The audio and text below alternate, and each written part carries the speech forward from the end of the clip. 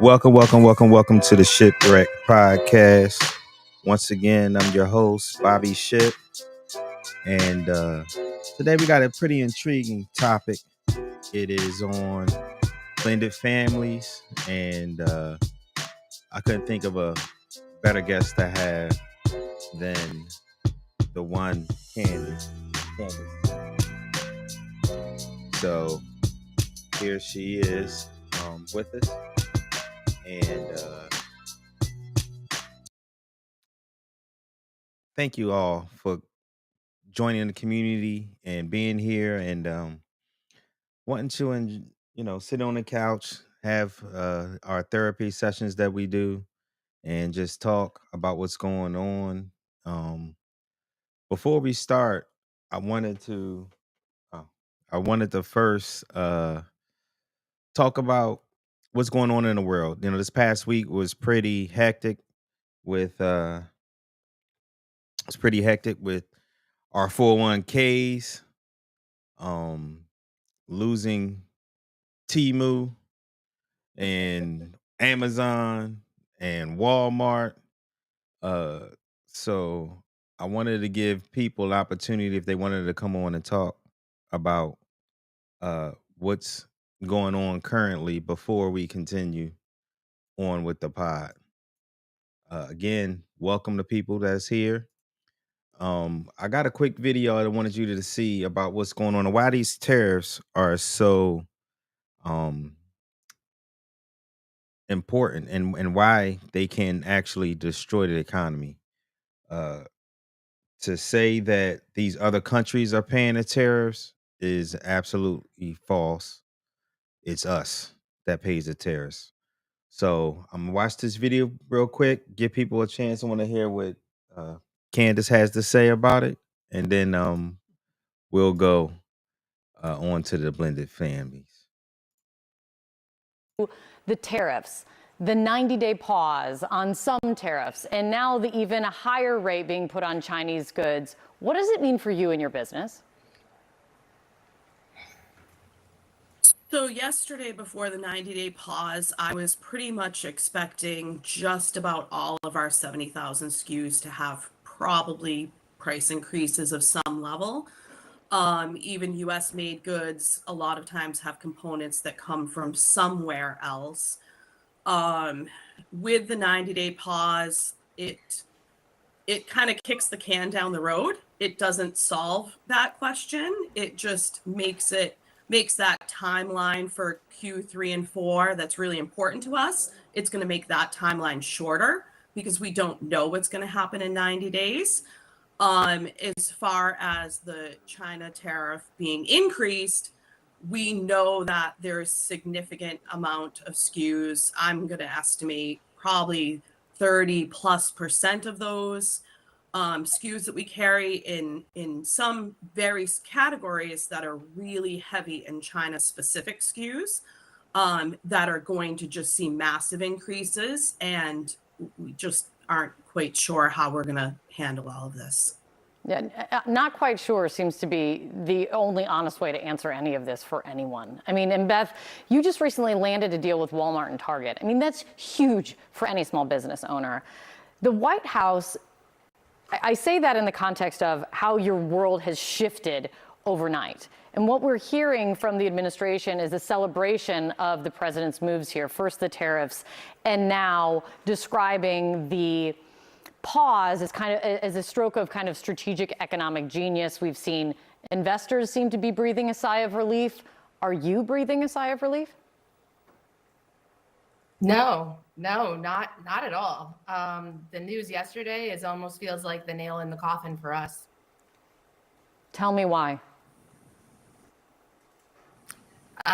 I have products in China right now produced, ready to ship. They were supposed to get on a boat yesterday and come to America.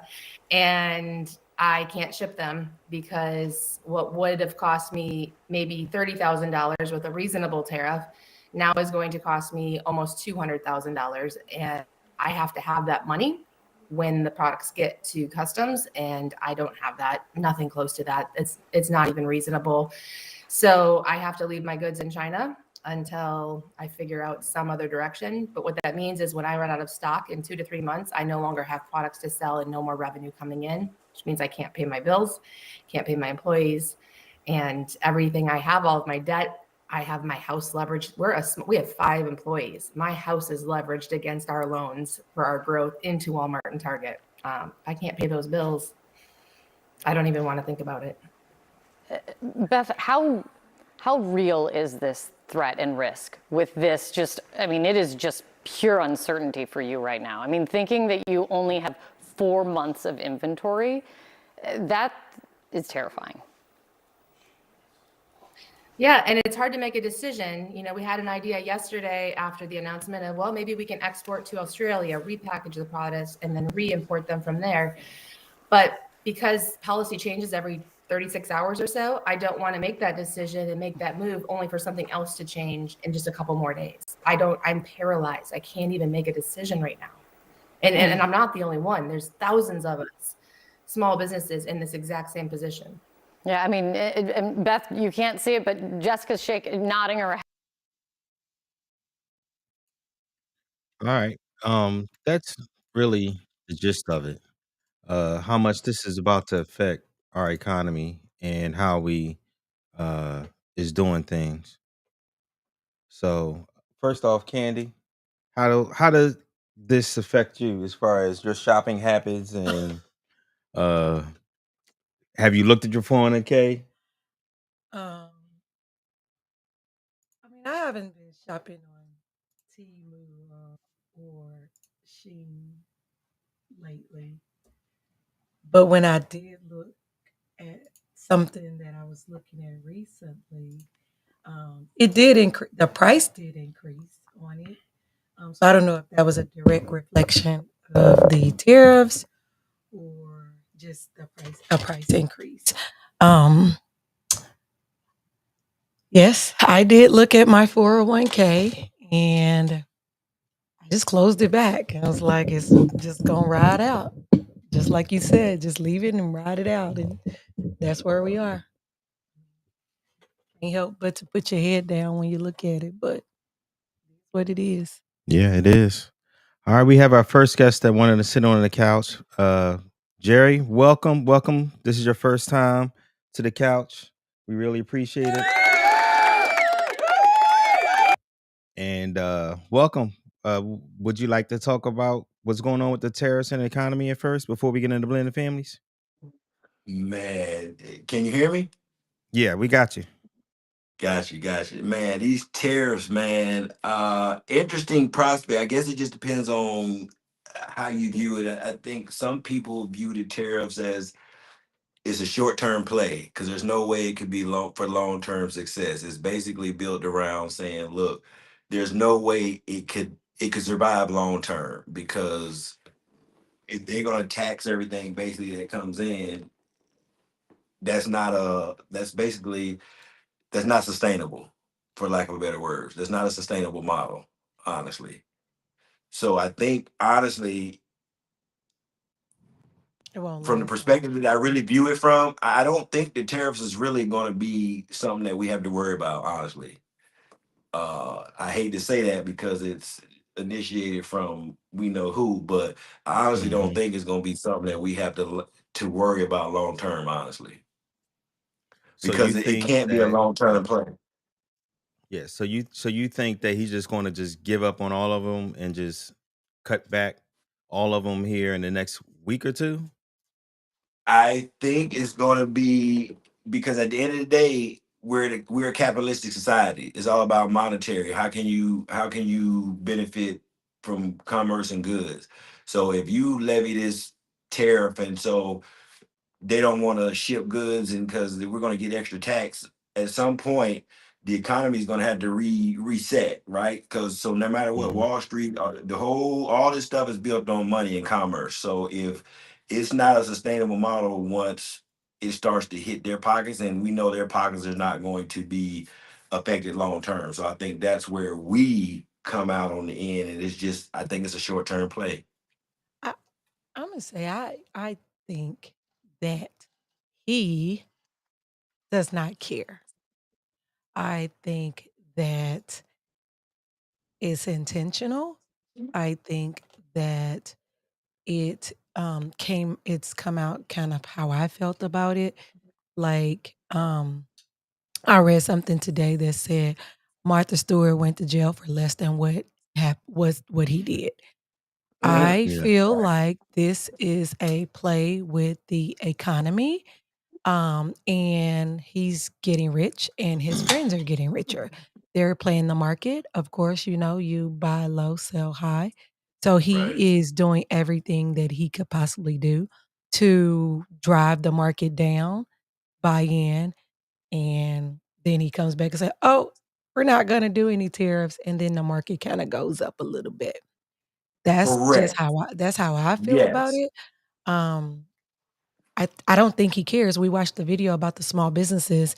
I don't really Mhm. think he really cares about those small businesses. It would be interesting to see who who those ladies voted for. But Mhm. I just don't think that he really understands the way tariff works, the way they work.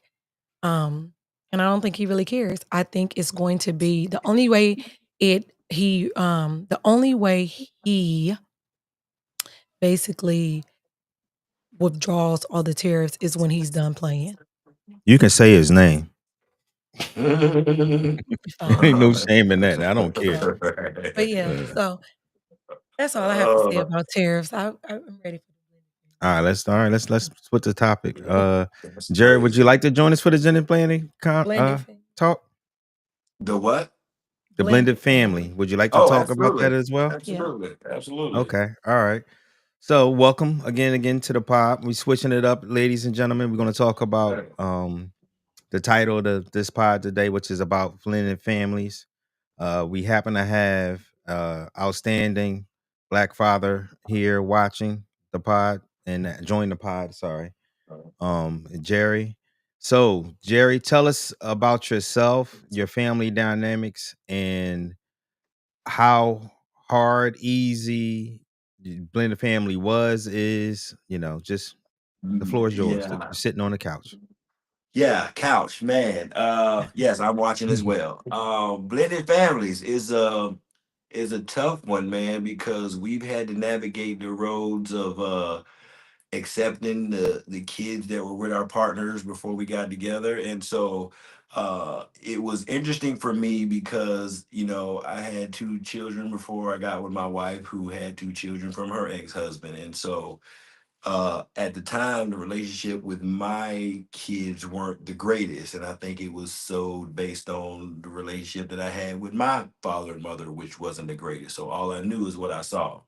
So I was trying to change the narrative, but I fell into the age old, wedlock father that's only in there half the time. So as I tried to be a little bit more engaged in my children's life, I came across my wife who had two kids. And so the interesting perspective that I had from that is, so as I came into that relationship, those two kids looked up to me as basically their father who lived in the neighborhood but never saw or did anything for them. And Mhm. so uh the fact though that I was a father that had kids that weren't with me, I always made it a point to them to say, no matter what, that's your dad. You know what I mean? Mhm. Always reach out, always be engaged. And so I think there was a period of time where it was like, well, oh, you need something for chili, ask your dad. I'm like, no, that's not accurate. If you want to ask your dad for something for chili, and you need to talk to your dad on Monday and Tuesday. Don't just reach out because you want something, because that's not fair to him. So be consistent on both ends. And so Mhm. now, with that being said, she had the door open to father. Obviously, father just didn't step through it. But I still was very, very persistent on, at the end of the day, that's your dad. And so it actually made the relationship with my kids even stronger or better because I wanted to be more present because I saw how it was for them. So that's what allowed me to really gel the family together, for lack of better words. And so bringing them all together, because those two, because I was in the home with them, so we had rules. Hello? I think we lost him a little bit. Can you hear him? Can you hear me? I can hear you. I can't Okay. hear Jerry though. That's fine. Jerry, you still there? Jerry? Go ahead, babe. Yeah, I think we lost him. All right. So while we waiting for There he Jerry to is. come You back. had accountability. There we go. So they Sorry, saw we what I had lost you for a established second there, with Jerry. these two that weren't mine, and there was some tension because now I'm giving them the growing pains on what they already went through. So what they saw it from is, man, you seem to be a little bit more engaged in them, or they get away with more. Like, no, they just learned the lessons that you're now just starting to learn. Is Yeah. basically what that was. And so I think overall, though, my sentiment was being present, making sure that they realized and understood that no matter what I was or how I was with them, that their father was still their father. I think that was my biggest takeaway. And my big thing was I wanted to make sure it wasn't just a part-time thing. Now, having said all that, are y'all still there? Are we there? Yeah, we're here. We're here. Did we freeze up? Yeah. You're Jerry, good. we got you.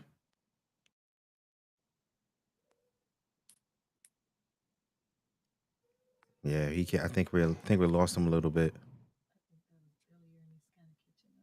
Yeah. I don't know. That's fine. All right. We're gonna wait for Jerry to come back. So I'm gonna ask you, Candace. No, we're gonna like tell our background. Yeah, I know. Go ahead. So it's Okay, your go turn. ahead. So I'm gonna No. talk to you. So tell me about your background and family dynamics, and let's talk. So my background is Y'all still there? yeah, we're here, Yeah, can you Jerry. hear us, Mm. Jerry? Yeah, I think Jerry. he's gonna come back. All right, he'll be He'll come back. back. Go ahead. But so my background is, of course, I was a single parent raising two children when I met my husband, my current husband. You. Jerry, can you hear us? Just making sure Yeah, he's I'm back. I'm here. Oh, Yeah, I okay. lost it. I'm well, All right. here. I'm listening. okay. So I'll concede the floor to you if you want to finish talking because I Yeah, would we'll really let you like to finish. finish. So Just yeah, we I just lost you around the what do time you you was mean? Yeah. talking about your kids seeing you with your bonus kids, or and I guess Yeah. let's start probably the first question. Do you call them your children, your stepchildren, bonus I kids? say no, I say they're my kids. I say that's our Exactly. son, that's our daughter.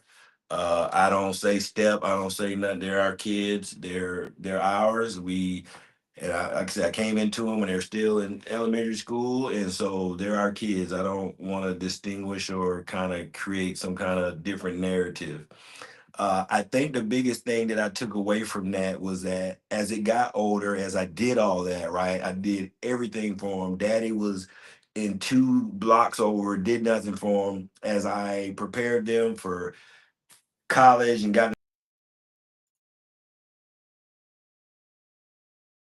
Can, because you there? yeah, we got you. Because he came in at the end and didn't want to, oh, wait a minute, like I did a lot of work here, you know what I mean? And so where I'm going to give you just due and respect as you are their father, by no mistake do you have anything to do with what they're getting ready.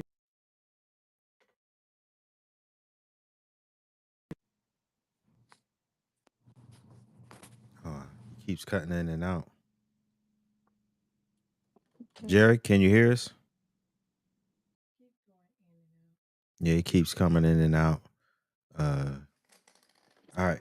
I'm gonna let you talk for a You minute, and there? I'm gonna. Y'all there? Yeah, you keep cutting in and out. I don't know if it's the Wi-Fi or you need to switch it to your from off the Wi-Fi, but you keep cutting in and out. Can you hear us? Yeah. All right, go ahead and talk, Rick. Man, my freaking service is horrible. Hey, this is all a part of the couch, y'all. Just so y'all know that y'all watching, if it's your first time watching or anything, we deal with the technical difficulties as a family, and because it's interesting to talk about. So while we get Jerry straight, all right, Candace, the floor. You're back on the couch. Yeah, so I just said that, of course, I was a single parent.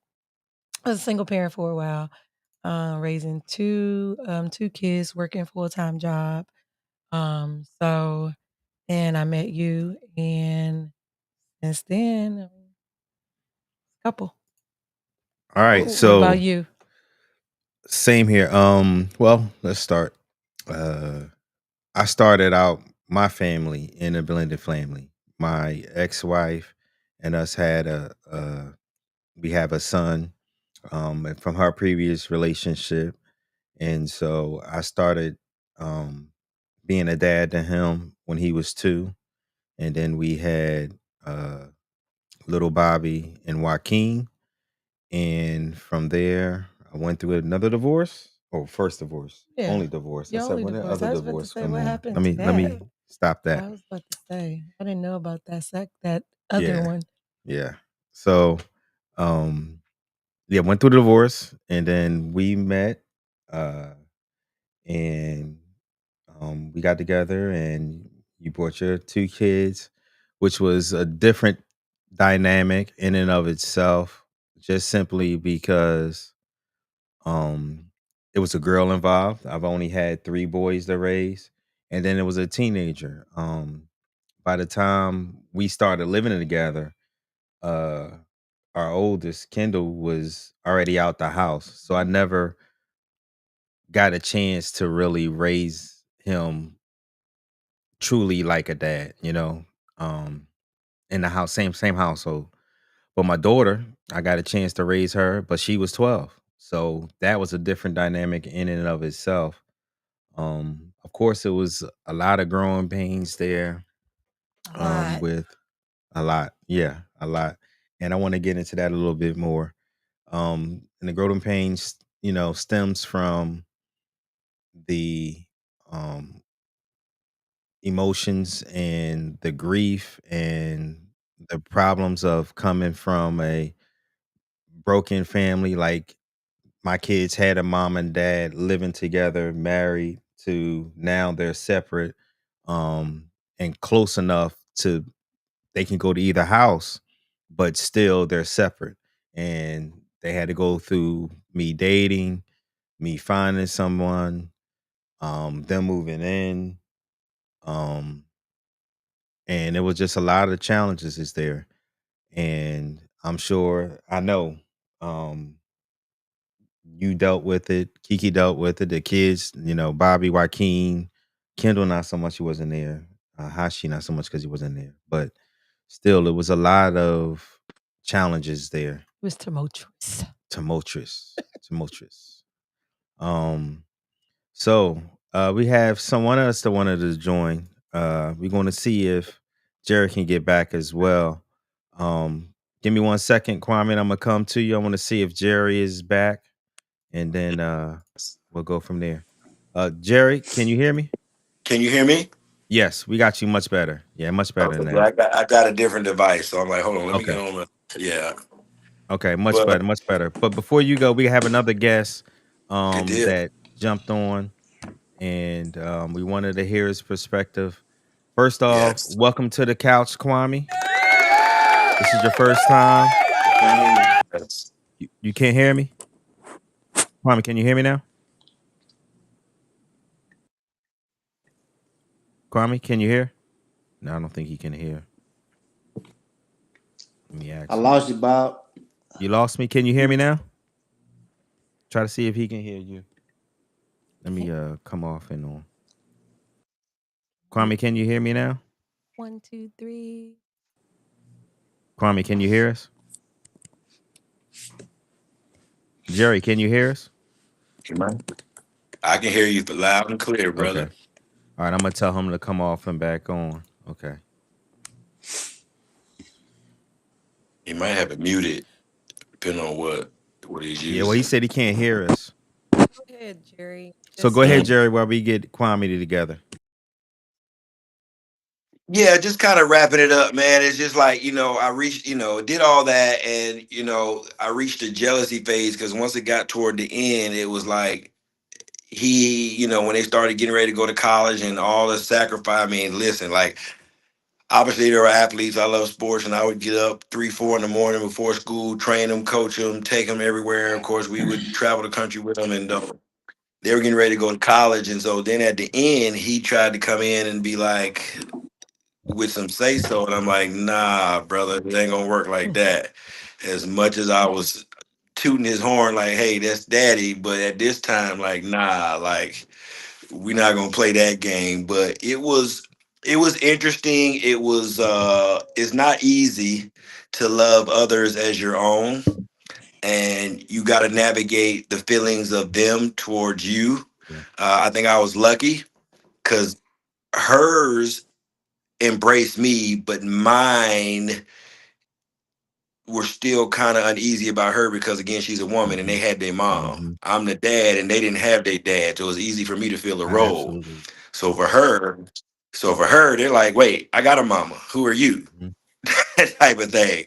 So it was easier for me in that aspect, but like for hers, like they really opened up and ingratiated themselves to me and accepted me, and that was huge. And even to this day, they look at me and to me more so than their own, and that is no small feat that I take from that. love Absolutely. that. That's for sure. Thank you. Thank you. Kwame, can you hear us? Yeah, man. I'm All right, looking at good. looking at the ships. All right. So first, welcome to the couch. This is your first time.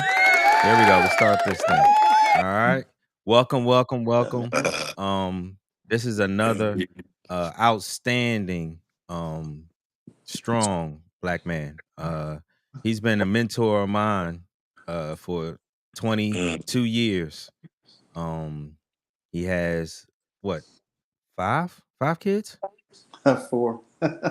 Don't be He giving got me a Maybe, nothing bunch of them. extra. maybe Bunch Don't of 8. give me Who nothing. knows? We don't we don't disclaim. I got some 4. uh-huh. So, Kwame, I want the floor is yours. You're sitting on the couch. Tell us about your family dynamics, and let's go. Um. Well, I was originally married for 17 years. Got divorced back in 2017, November 2017. Uh, Recently married over the last I call it like two I would say holiday, two anniversaries, but recently married, but got 4 kids, had 3 from the previous marriage. I have a 21-year-old daughter's in college. I'm sorry, 22-year-old that's in college, and so one girl, 3 boys. 2 in college, one 21. My son is 21. My daughter's 22. I have a 16-year-old who's in high school, and I have by my current wife a 6-year-old, soon to be 7 here in a couple months. So blended family from she didn't have any. The 6-year-old's her first, so I don't never had to face the challenge of getting in, let's say, the blended family from the other side, which I know is a challenge. I can only imagine. But she definitely had a challenge coming into the fold because not only do she live here, she recently moved from DC.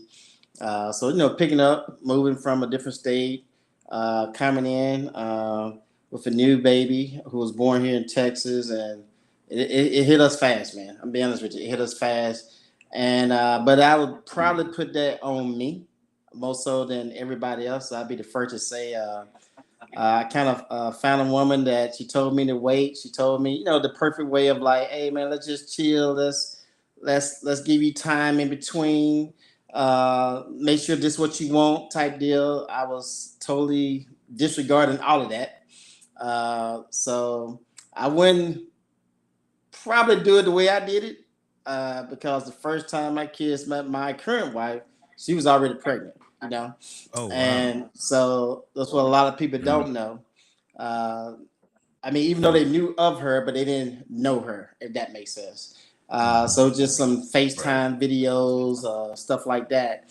But so she came into the fold, moved her in like a month before she actually delivered Kaden, who's the 6-year-old. And so I have a very strong, every kid is different, right? I have a very strong female. Man, when I say Jada is the real deal, uh, check her daddy, this ain't You no, mind telling Jada's accolades? man, Jada. I mean, she's just a strong leader, man. Strong leader. She always been in sports. She's run track at the University of Arkansas. So she's pretty solid in the 400. Blaylar? I'm sorry. Jada Blaylar? No, Jada Gibson. Jada Gibson. So hopefully you'll be seeing Jada Gibson one day. You know what I mean? But she's My son ran track at oh, really? Arkansas. Okay, nice, man. So you know how Arkansas Yeah. do it. She didn't start there. She started at University of Absolutely. Tulsa. That portal something serious. Okay. Went to University of Oklahoma, and she's a person that's very persistent, very dedicated to her craft. Yeah. But the same values carries in the family, if that makes sense. So she speaks very highly of daddy. Don't mess around with like anybody coming into the fold. That protector, if that makes sense. And man, it was a gut check. Real talk, it was a gut check. My second oldest, KJ, he's more of a family guy, protector. But hey, man, dad, whatever you're doing, I'm down with. I just take care of my mom, so to speak. My 16-year-old at the time, he was like 8, 7 to 8. I'm rolling back like 7 to 8 years now. He was just a baby, just going with the flow. And but long story short, man, it was tough initially, and I say I blame that on myself because I didn't want to do it the way of, the way of the world, if that makes sense. I knew what I had. I fought for what I had, and I asked my wife to just go along with the ride. And so, real quick, my wife and my current wife, man, they didn't talk for 2 years. You wouldn't know that today, but they couldn't be in the same room. They couldn't be in the same place. And my kids are very heavily involved in sports. So it'd just be like events that she would just miss, if that makes sense. But at the end of the day, it really came down to my kids needed counseling, man. I'm gonna just say that out loud. I don't just put my business out there. Like you think you can handle some things, you think you can talk it out and all that type of stuff. But what really brought my family together was my daughter, who was in counseling, about the situation and different things going on. She was in high school at the time, and she requested me, my current wife, which is her bonus mom, and my ex-wife into the meeting because she's like, I can't move forward unless I have everybody involved. And that was the break, man. That was the deal maker. We was in the meeting. A lot of things came out. I would say this. I'm so glad that once it's over, I never, let's say, reverted back to my ex-wife doing some things that you shouldn't be doing. Because I tell people all the time, man, if when you finish, you need to be finished because you don't want those skeletons to come out to hunt you as you're trying to move forward, right? And so in that therapy session, a lot came out. A lot was revealed. Tears and everything was on the table, so to speak. And that was the start of a new relationship. With that being said, my daughter was turning 18, and Kay invited her, and keep in mind that the therapy session was the first time they was in the room together in 2 years, if that makes sense. So this is how crazy this was. So from that session, my wife offered my ex-wife an invitation to come to Jada's birthday party, which was 18, because we were celebrating her birthday. So that was the first time we was all together as a family, because Jada wish was just everybody was together, if that makes sense. And from there, man, it's just all about respect. Just been a very respectful, very on top of the table. Uh, Kay never called them stepsons, or they never call her stepmoms or stepdaughters, stuff like that. Uh, she brings I truly believe that love wins. I don't think you can fake it. I know sometimes you have to hide it a little bit, but I think people know your heart, they know your energy, and we believe in family, and that's just kind of how it went, man. So, but like I say, I wouldn't wish that on nobody for the way that I brought it in, but I do not regret not one bit of it because I knew what I had and I didn't want to lose it. That's a beautiful story. Love that. And I'm gonna start with uh I and our family truly believe in therapy. There was a time where every single person in this house was going to therapy. Yeah, man. Not only was I going to therapy, but like I said, everybody. And every week I was in a therapy with one of the youngest two boys. So that's just what we had to do to get it to get us right. Yeah, Yeah. I was what I feel like I feel like our blended family was so bad. Like it was bad. Like I think that, and I'm just being very honest and very Mhm. open and very vulnerable in your podcast today, but I feel like I don't feel like we, as Kwame said, like he feel like he did it the wrong way. I don't feel like we did it the wrong way. I feel like we did it. I feel like we gradually introduced the kids to each other. We gradually introduced the kids to me. Like, so I feel like it was like leading up to it. I think that I feel like in the beginning everything was good. I feel like in the beginning, when we first started to integrate the kids and us, I feel like it was a really good, we had a really good relationship with the kids. Mhm. We did, not so much as your ex-wife, so much, um, because of how that relationship ended. But I feel like the relationship we had with the kids was really good until it wasn't. Um, and I'm never gonna blame myself for anything for it, because, I mean, I feel like I could have done a lot of things different, and I think one of the questions that you you're going to ask, I'm looking is, what have your kids taught you about love? And, what is it? What have your kids taught you about love, and what have you had to unlearn? Um, I'm going to say that coming into your life and coming into the life of your children, I had to learn a lot.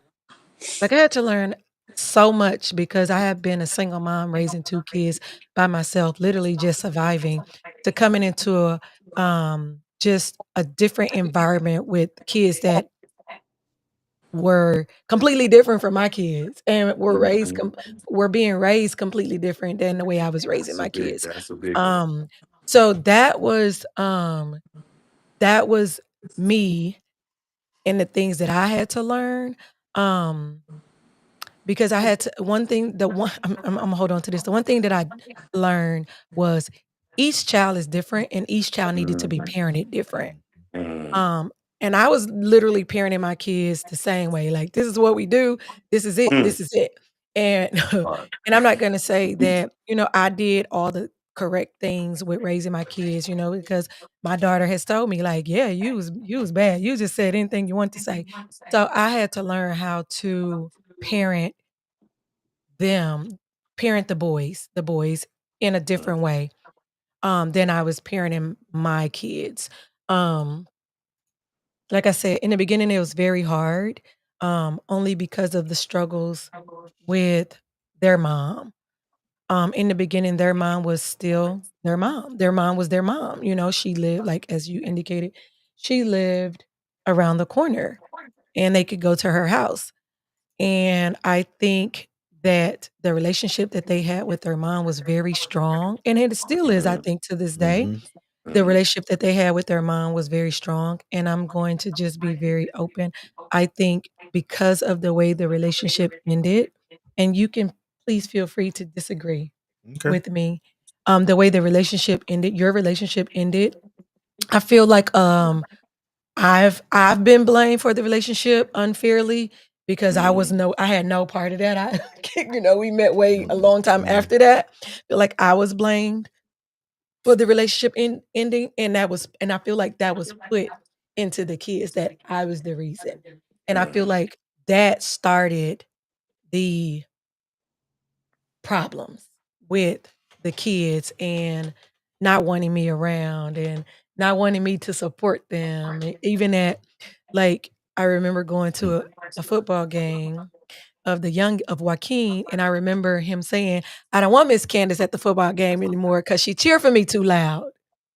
He didn't like me cheering for him, and so I was like, "What?" So um, it um, it took me a long time to understand um why the boys didn't want me to love them the way I wanted to love them. And my mother-in-law, your mom, I love um she she would always tell me, Candace, just keep loving them. Like keep loving them. Love them through everything. And that was hard. It was hard. It was hard through the emotional breakdowns. It was hard through the physical breakdowns.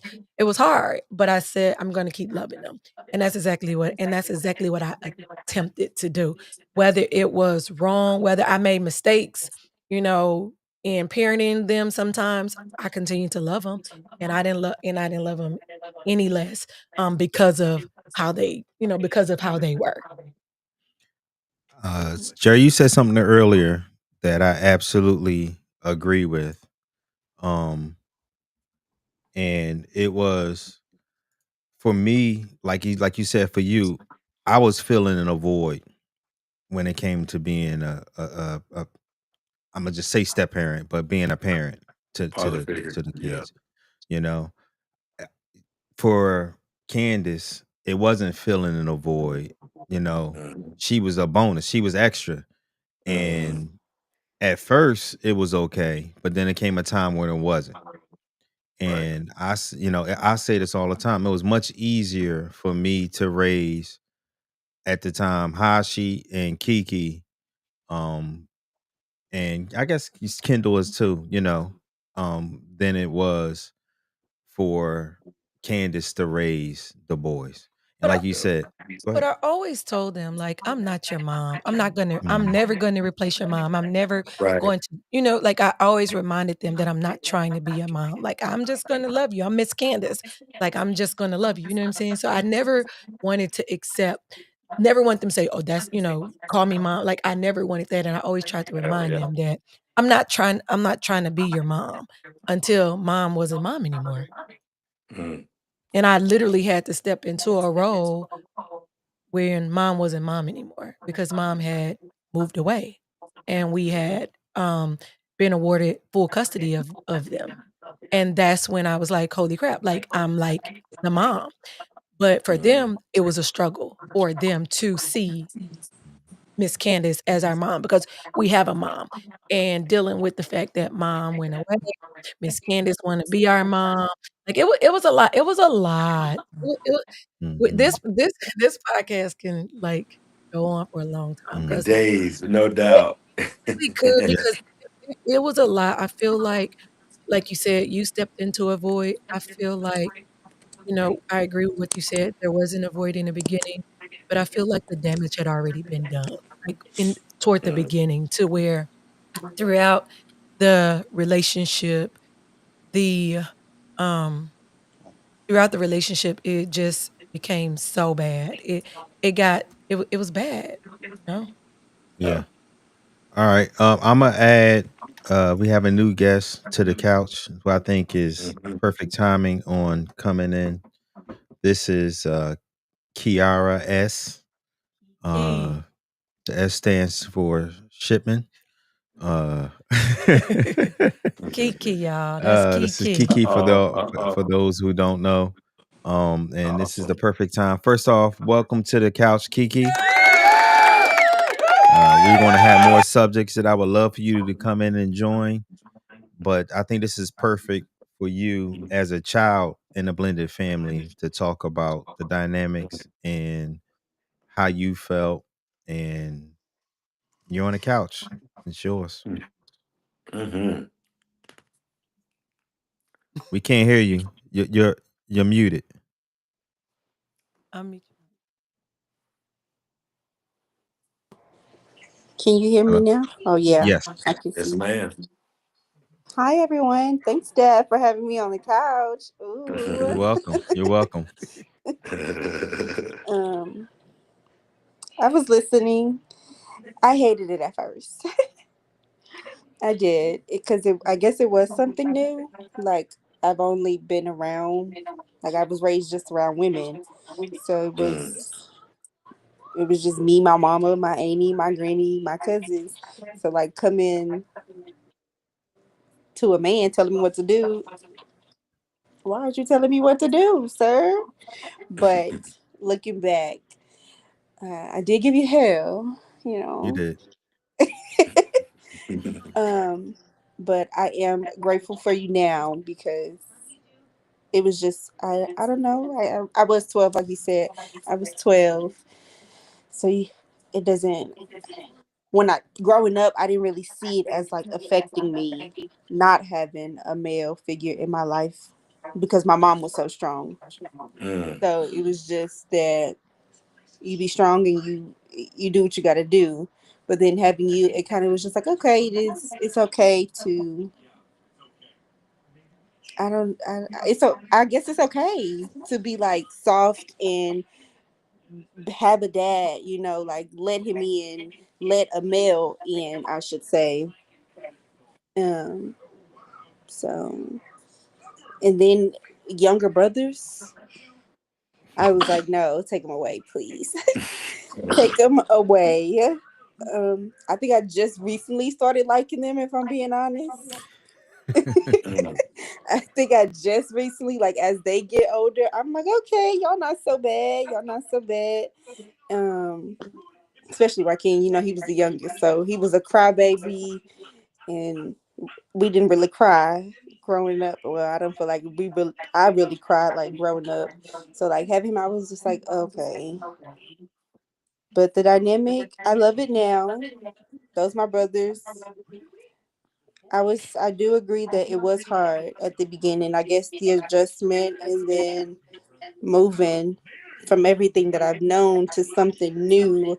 I think that's what kind of shook me up because my family is here and now I'm over here. There. Yeah. So I think that's what my little anger and acting out came from because I'm just like, this is something totally new. I'm forced. Leah, if you watching, you my girl now.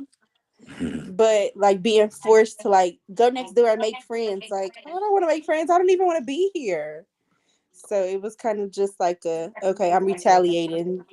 So maybe you'll be like, go live with this person since you want to live with them, but it never happened that way. No, it It didn't. never. you how do you feel? You said that having little brothers because you just had Sean, so you had an older brother. Um, Mm-hmm. feel about the relationships, and what did like the things that you saw, like whereas like us being a blended family, like the way that the way you treated your dad, and y'all see she called him her dad. That like that's her Mm. dad. And then the way you treated your dad as opposed to the way The boys maybe treated you. yes. Hmm. Um, we don't have time to talk about that right now. But to sum it up, I just say like it's kind of like how y'all said, like it was, I guess, more so of that filling the void and like okay, me realizing like okay, this is my dad when they already had a mom, so it was kind of just like we don't really need you here, so we're gonna, like I guess talk to you crazy, but I guess it's just kids. Like they had a mom, so it wasn't really like, okay, we need you here. So they treated you like we don't need you here. So what are you here for? As far as me, it was kind of just so like, okay, this man not that bad. I guess I can loosen up and let him in and just be a dad, so you know what a dad is supposed to look like and how they are supposed to treat you and treat a woman. Because ask me now, I'd be like, my daddy do this for my mama, so no. Like Right. my mama don't want for nothing, so I don't need to want for nothing because That part. my daddy don't have my mama want for nothing. So I guess that was kind of more of so that to where like I needed him and they didn't. So yes, we could say I didn't like the way they treated you, and me, I have a mouth, so I'm gonna talk to them crazy because you don't go disrespect my mama when she just trying to be there for you, and vice versa, I guess, because I would say some things to dad like, "You're not my dad. Why are you talking to me? Like, why are you trying to discipline me? You not you not him." But I didn't have him to be there, so I guess that's the different dynamic of having younger siblings at that. Because I guess I treated them. I'm gonna say I did treat them differently than Kendall, because that was my brother. That's who I grew up with. So we can sit there, we can play fight, and we can like argue and just say, "Oh, I love you." But with them, it was kind of just like if you say something hurtful, they cry. Or my brother used to RKO me. I can't RKO them because they was a little sensitive. We was a little rough. So it was just definitely a different dynamic. Like they were gentle parents. We wasn't gentle. We didn't have gentle parents. I don't think I was You gentle. was. I You know. was I think definitely Absolutely. And keep, gentle. You and, was Yes. you know, it's definitely funny. gentle. so. This the Look. funny part is I'm gonna just say this. My ex-wife thought I was too hard. Candace thought I was too soft. So in other words, I was perfect. Right, Oh, okay. right, right. So Go ahead. interesting. So Kiki, I'll ask you the question, Kiki. So because I think the answer might be in what you said in the beginning, because you were with your mom and the ladies of the family that were so strong.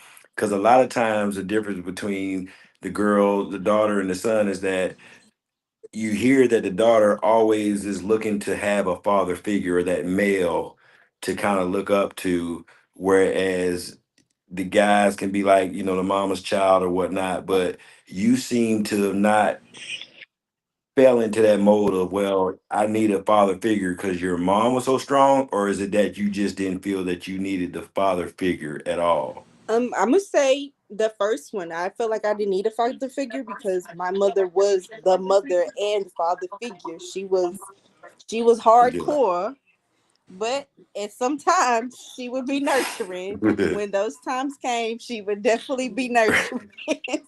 But she was definitely like that mama, like, I'm gonna get Mhm. your back in, mama, okay? If you don't get right now. Mhm. That part. Hey, so I'm Right. gonna throw a different twist. I'm gonna throw a different twist because everything's different, right? Everybody got everything, man. Every kid is Ooh. different. So going back to Jada, man, we had a long walk one day in the heat of battle. I'm just saying, this is war. Okay, this is war. And Kiki was saying how she is about her mom. How like it's a shield. Hey man, we got it. We good. So my daughter was more like, the dad is perfect. You screwing up the family. Okay, totally different dynamic.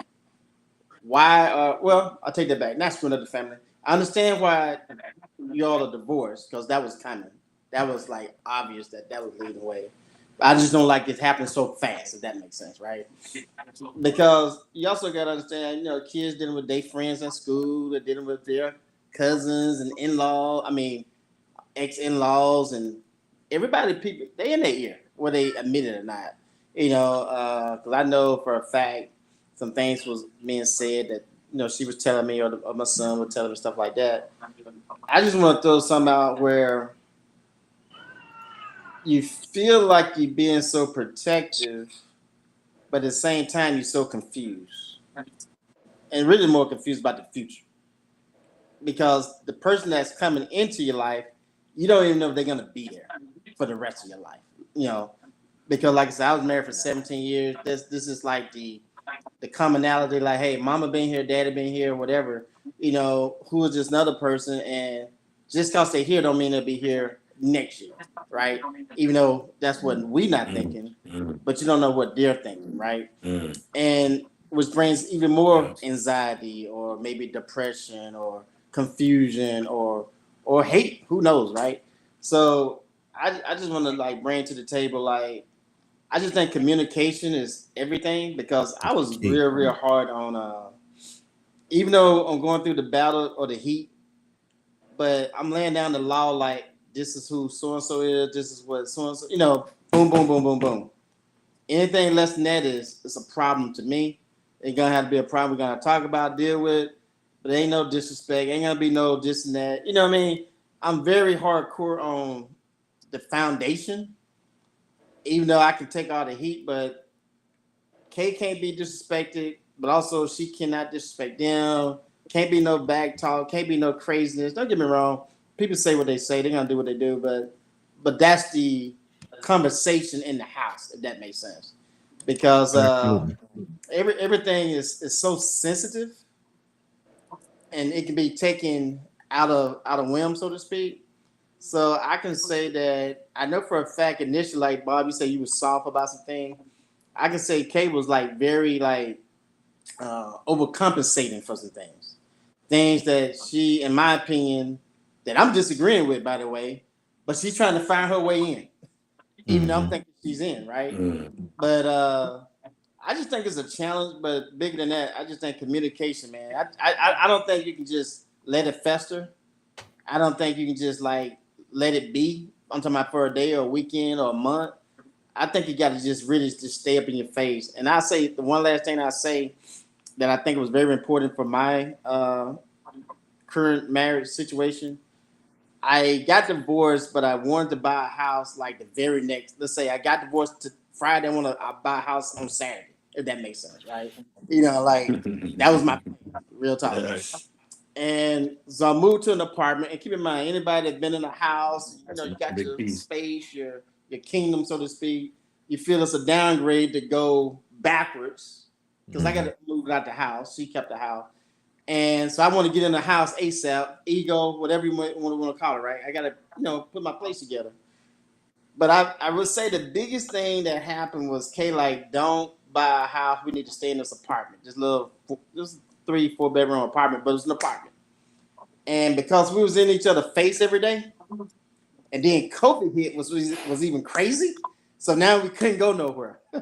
So I just believe that was a time where versus being in a house, you can go to your room, you don't have to come out your room, you can get lost. If we had that situation, I think that would have probably prolonged our relationships amongst each other a whole lot longer. I do believe that in my heart. That's a very Right. good point that you add. That's a very good point that you bring up in terms of it's one thing to get together and you blend the family, but now you're bringing together different raising philosophies, homes, how you want to create your home. She sold her, I moved in, sold mine, moved in with her. Now we sell this one, move over here. So it's like, wait, what's going on? That's a very underrated aspect that you just brought up in that whole plot for sure. Absolutely. Absolutely. We have a new member Hmm. that's ready to sit on the couch. Makiba, welcome. Hey, hey. Hello, hello. Welcome to the Thank couch. you. That. All right. So you've been watching for a while. So I would Hmm. love to hear. First off, I want to know your family dynamic. Okay. And then go into what you heard and where you at. Then I have a bunch of questions for us all to answer. But go ahead Okay. first. So I was married to my first husband for about 11 years, almost 11 years, and we had two sons. And then we got a divorce, and I met James at my job, my first job out here. And we dated for a little while, and then I introduced him to the kids. Um, it was interesting because James didn't have any kids. So he's dating this, lady who has two children. That's different because he was like a DJ. He partied. I had been married, so I wasn't like a huge partier. I like to have fun, but not like him. He was a DJ. He was part of a motorcycle group, so it was really different. But I was coming out of a divorce, so I just thought we would date. Eventually, I mean, things got serious, but it was really hard right off the gate because my ex-husband wasn't ready to, part ways with his family. But it was, definitely over. But he would he would drive. He took up trucking. He was a white collar worker, but he decided he wanted to have his own business and bought a truck. And he would come in and visit the kids because he didn't have a place of residence at that time. And he would visit the kids. But James, we were dating. He was, he trusted me until the boy. I mean, he didn't have a problem, but the ex-husband would hear the kids talk about my boyfriend, and then it became kind of toxic, that relationship, the ex relationship, because we were cool as long as I guess I wasn't dating somebody. But we worked through that. My husband, James, and I obviously got married maybe 4 years later. But then he, instead of, I'm thinking that we're going to have this relationship like against my ex-husband, it's me and him against the world. Well, he said, I don't want any drama. Y'all know how James is. And he's like, I just want to keep it neutral. So it was so neutral that we all became one big happy family.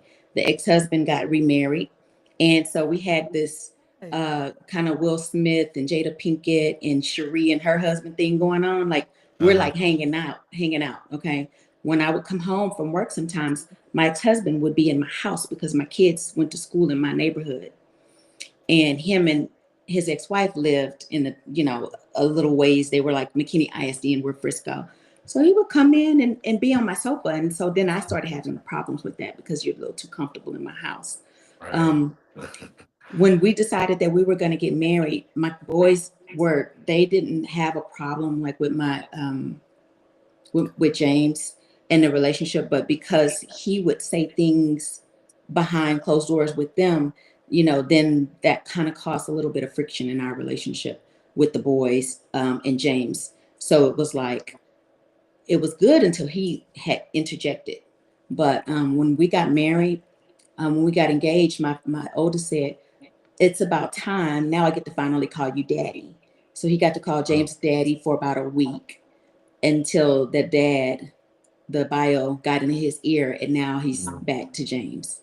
So eventually that friendship did crumble because it just wasn't sustainable, just because of the things that started to come to light, like the back talk, shenanigans and things like that. And then there was child support and all of that was involved because James took over completely.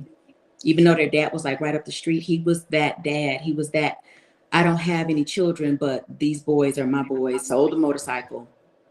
I wasn't happy about that, but I get it. He just said, this is my family now, so I gotta step up. So he just made a lot of changes, and he was really, really, really, and still is to this day, exceptional with the boys.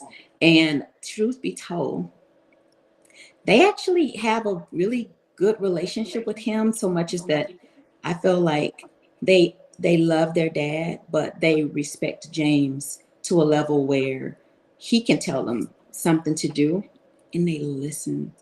They don't listen to me like that, but they listen to him. And their dad, he has a way of dealing with them, but they have more, I feel like they have more respect for James. They'll do it because they're out of fear for their dad, but then they're not happy. But when James asks them to do stuff, they just do it. And now they're 20. We met when they were 3 and 5. 2.5 and 5. And now they are 23 and 21. And he still has that effect, on him. So I think it goes back to very beginning when you talked about Jerry. You got to treat the kids all the same. And what I mean by that is they're obviously different and you're going to treat them differently for their personalities and the situation and stuff like that. But when I say you treat them all the same, you treat them all like they're yours. right. And that's the number one thing I think you have to do in the beginning and be consistent with it for the payoff of now. Because all of our kids are grown at this point, and now we get to start to reap the rewards of the hard work we did when they were younger. But it started with treating them like they're yours and treating them like there was no difference, for them to feel and understand that now as they get older. Mhm. What? So, like I said, you invited me to the podcast. I'm be very honest. So anyway, so I feel like um that that's true. You do. You treat them like they're yours. And you like my mother-in-law said, just continue to love them and love them through any and everything that they do.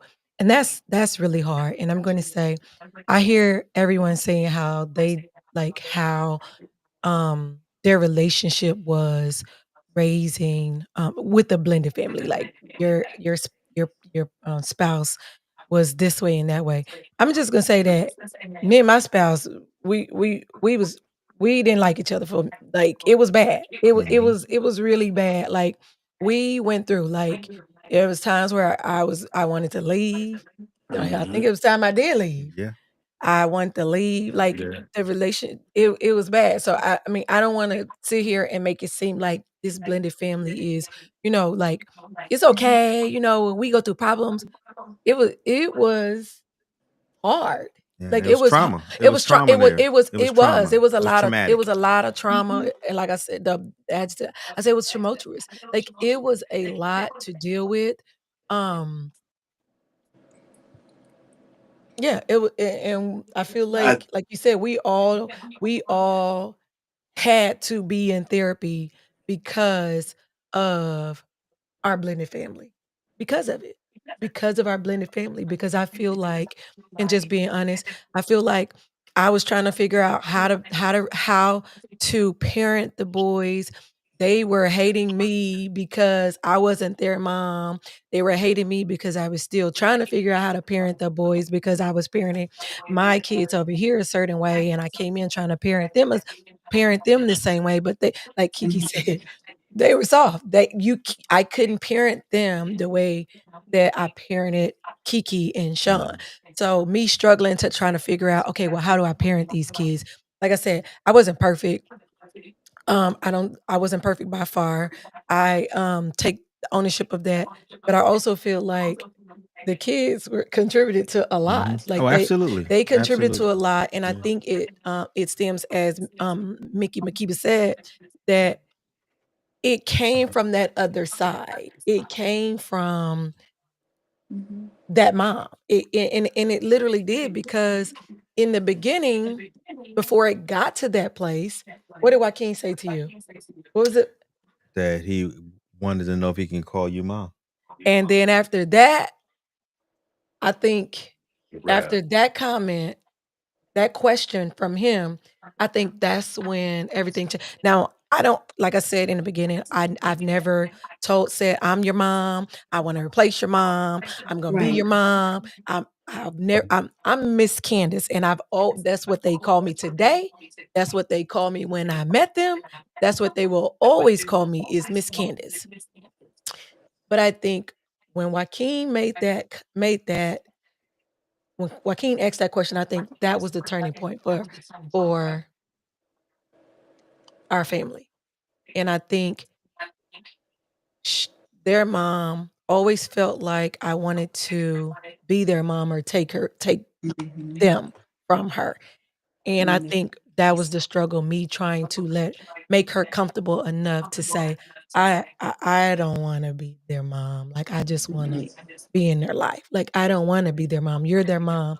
I don't wanna be there. And I think her trauma contributed to that as well.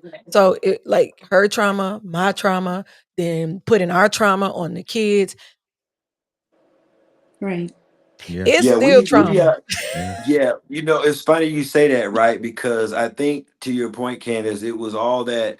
It's one thing to have a blended family, but then there's the other piece where I didn't know but one way to parent, right? Because like Hmm. my parent relationship wasn't the greatest, so I only knew one way. So I'm gonna do it this Parent how way. your parent, Her yeah. way, her way was totally different. Hmm. And then to your point, like you said, yeah, we blended family, great, treat them like our own. But like I said, it was those knockout, drag out fights where I felt at times like, well, you treating mine different than yours. Like you didn't do this to yours, because when I got here, I did this. Now mine are here. You're not doing mine like you do yours, and like why is there a difference? So I even had that same sentiment, so I can only imagine what they're going through if we had to go through those battles of like, well damn, like I feel like you're not treating mine like you treat yours, yet I'm treating yours like I treat mine. You know what I mean? So that was that part. So you come together and you got two different parenting philosophies, and they're like, now Yeah. you got to Yeah. navigate that.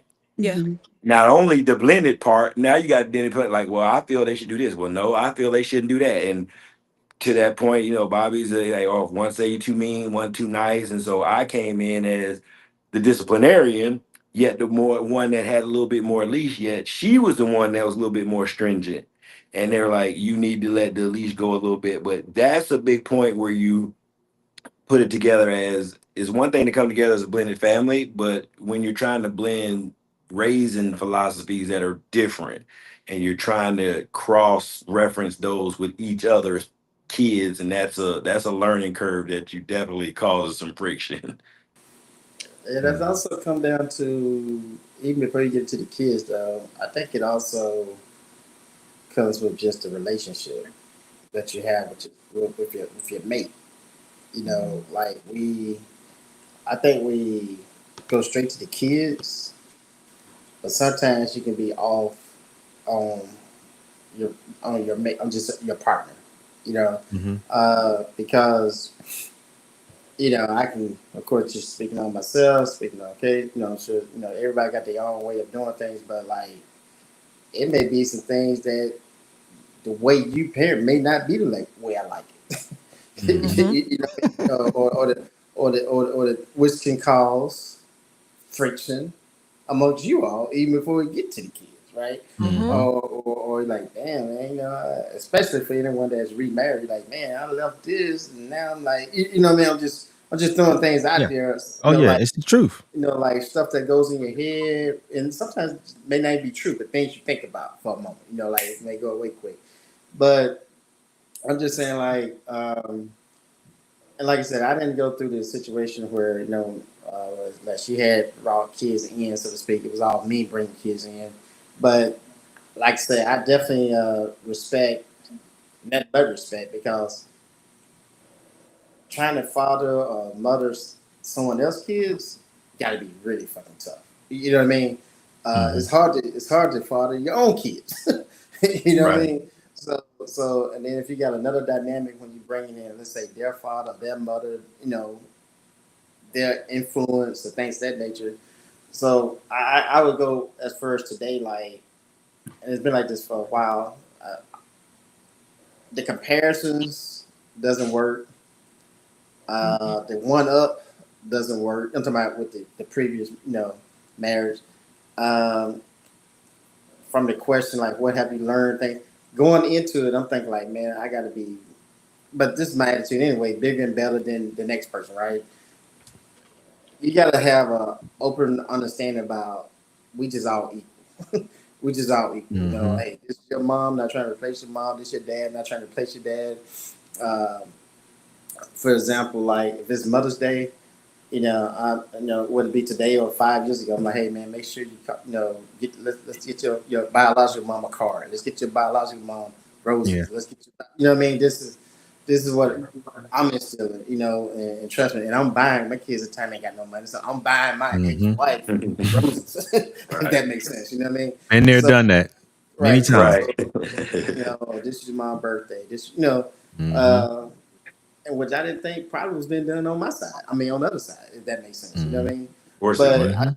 but I just think that if you stay true to who you are and what you trying to be, because your kids are watching, they Hmm. feeling it. Even your new partner is watching. Man, would you treat me like that? Would Yeah, you do this on me like that? You know what I mean? So I'm just saying, there's so many dynamics that's going on at the same time that if you don't really take yourself out of the picture, so to speak, to look at what's everybody else going on, I really think you can really miss the end result, you know. And hmm, so I just want to say, like, Mm. my ex-wife don't live here, but I respect her as if she still live here. If that makes sense, you know what I mean? absolutely. Her thought process, her way of thinking. What I just want to make sure the kids don't think I didn't really replace her. I just added, this is the new addition, so to speak. But I didn't, like, I don't hate your mom or disown your mom. Your mom is your mom, and your dad is your dad, so to speak. So I just want to just throw that out there. Like, I mean, Yeah, it's just a on top of the table equal deal that you have to keep going, even though you don't like it, but you gotta still express that's how it is. You know what I mean? Because we all trying to win. We all trying to absolutely. live. We all trying to Yeah. have But I think a it goes great destiny. into You know what I mean? hmm it goes to just doing the right Right. things. And even though some people may not think taking your kids to buy your ex-wife, but their mother something for their birthday and Mother's Day, some people may say, "Why are you doing that?" But we know Right. as a good human being for their parent, I mean for your kids to be able to bring joy to their mother is a good thing for them, for her, and ultimately for yourself. Right. Because I've been there many times. Going to go buy birthday presents and this, that, and the other. And this is what we know: is your mom' birthday coming up. Let's go. Hmm. You know, and It's real. that's just a part of it. And it takes until now for those payoffs. And what I mean by now, like as they get older, as they start to hit their own families, as they start to grow, to recognize and see the things and understand, why we are and what we did, uh we got somebody else to the couch that's been on the couch shit, damn near every week, if not every week. Ronnie, he's an inaugural couch member. His seat stays warm. We put a pillow in his place. Ronnie, welcome to the couch once again. And so I'm gonna go ahead and ask you the question, Shoot. because it's the first question or second one. What's something you wish people understood about being a step parent or a stepchild? Again, we don't go by steps in our Absolutely house, and not. I think everybody that's No. on this conversation say we don't say that, but I'm just putting it out there for Yeah, the pod. But it give us was your three in family there already. dynamic, answer that question, then just sit on the Made couch eight and round made do eight. your thing. Oh, so for me, I agree with everything everybody said. But uh, yeah, that step thing, we don't do that. But you know how I go. Everybody's different. Everybody's different how they got raised and all that other stuff. You just real the bigger part of it is you got to be real patient with people. um, Especially with the kids, Mm, because you gotta think like like depending on where they were, they changed a lot about themselves. They still trying to figure out who the heck they are, and now we gonna put them in a whole nother environment where we want them to adjust to what we need them to adjust for. And a lot of times, us being older, and they say a lot of times they say, oh, the older you get, the more patient you are. That is the absolute falsehood. The older you are, the less patient you are. Believe that. People may not believe that, but I promise you, go look it up. I've been doing psychology classes forever. The older you get, less patient you are. All right, so that's the kind of thing that you got to remind yourself of to be cautious of, especially when you're not saying demanding things a certain way, uh, but when you wanted things to work out the way that you normally work out, but they in their environment it wasn't that way. So that patience part has to be in there because it'll frustrate you as you'll be thinking that's the kid being bad, but it's not. The kid is adjusting. You feel what I mean? So a lot of times you got to be just. But there is a time frame. I'm gonna get to that, but there is a time frame where that cutoff, where that adjustment period needs to start ending. Um, Right. and everybody's different, right? Now, now somebody's not showing progression or whatever like that, then that's a sit down thing. Like, hey, listen, let's go and talk about what's going on with you. But a lot of it is just us getting to know the kids. I mean, that's the bigger part of it. A lot of times we like, oh, the kids should be coming to talk to us. No, you're the parent, you're the adult. You know what topics you want to talk about. You should be the one approaching them, not the kids. Kids are kids. They freaking lit again. They trying to figure out their damn life. They in high school, middle school, elementary. They don't even know what kind of shoes they gonna wear that day. You know what I'm saying? If it wasn't for us, they'd be looking like, well, some people be looking crazy as heck. You know what I mean? So just imagine them going into something else that you think that they should know, but they don't know. But that adjustment period is just different. And the older the kids are, believe it or not, you got to get them a lot more adjustment time because they've been doing whatever they've been doing for that amount of time, right? Younger kids should be a little easier. I'm not saying that they are. They're a little easier because they don't have those years behind them to change their thinking. Does that make sense? Or the way that it was. So the older they are, you give them more time because they're adjusting a lot. Younger kids, you can mold them into pretty much whatever you want, depending on how old they are. But that's a big honor for them to even come and talk to you and say, hey, this is what I would like for you to do. Let them call you mom. You know what I'm saying? Let them call you mom. Not necessarily saying that you're their mother. They know you're not their mother. That's just the honor. This is just my opinion. I'm not saying change what you're doing. But no. It wasn't. It wasn't that. It wasn't that. We said no or she said no. It was. We said yes. Do whatever you feel you wanted to do, and that was changed. That was changed outside the home, outside our home. The reason I say that is because when we knock the kids down from an ideal, even if it's a bad idea, they're not gonna come to you about it. Let that work out and let them see how it's gonna work out. You know, you guys understand what I mean by that? So that goes into our patience. Absolutely. That goes into our patience part. Like, I don't really feel comfortable with that, and I understand that portion of it. But we got to take focus off the kids. It's us. We always, the kids got to adjust. The kids got to do this. No, we have to do it. We got to show them how to do that kind of stuff. You know what I mean? Because they don't know none of it. Does that make sense? I had to learn. I ain't gonna lie. I had to learn that. I had to learn that about the kids. Is like, you can't wait for them to come to you because that again, patience is not one of my virtues. So I had to learn that being an adult, I had to go to them as opposed to waiting for them. I had to learn that. I'll be honest. And here's the reason why. Another reason I say that too. Our kids are different from how we grew up. Their social skills are horrible. You know what I mean? They listen. When we grew up, I couldn't be in the house. I couldn't be in the house until the freaking street. I go to school. I had to change my clothes because you can't go outside in your school clothes. I had to be outside literally until the street lights came on. So we were forced to be social. Does that make sense? Kids nowadays, I mean, do they even know 3 of their neighbors? You feel what I mean? Like, they probably don't, but they know a lot of their friends that's on that online thing that they live on. But that's their life now. No, that's their life. We can't interdict that.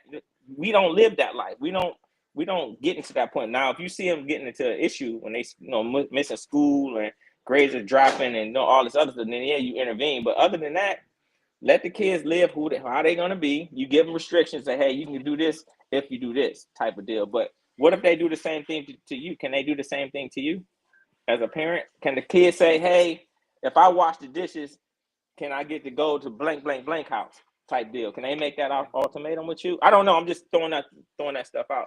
But for me, again, like I said, I mean, just listen to everybody. And I think this is just a bigger group of people. My answer would be no. My answer would be no. You're gonna do the dishes because I told you got to do the dishes. See, that's my answer. So no, my answer is no. Here's the reason why I'm gonna say what I gotta say, right?